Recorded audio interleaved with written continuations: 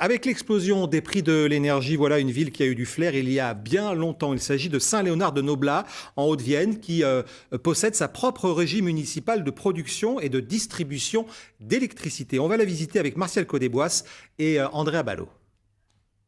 Un vieux bâtiment du 19e sur les bords de Vienne. Nous sommes à la centrale hydroélectrique de Saint-Léonard-de-Noblat. À l'intérieur, 3 turbines, dont une de 1910 hors service, une de 1961, toujours opérationnelle. On a une roue qui est au-dessous, une génératrice qui produit l'énergie, avec toujours un vérin qui nous permet d'ouvrir ou fermer les portes. Un automate qui commande la totalité, qui ouvre plus ou moins les portes par rapport aux demandes de production. Cette centrale est en activité depuis 125 ans. Sa spécificité, elle fonctionne en régie municipale.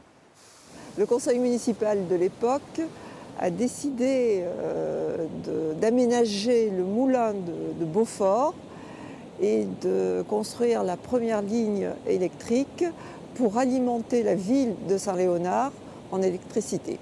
En 2021, la centrale a produit 743 mégawatts.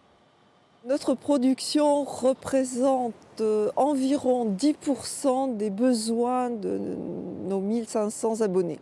Une cinquantaine de centrales hydroélectriques existent sur la Haute-Vienne, seul département français où l'État expérimente un accompagnement des propriétaires, particuliers ou collectivités.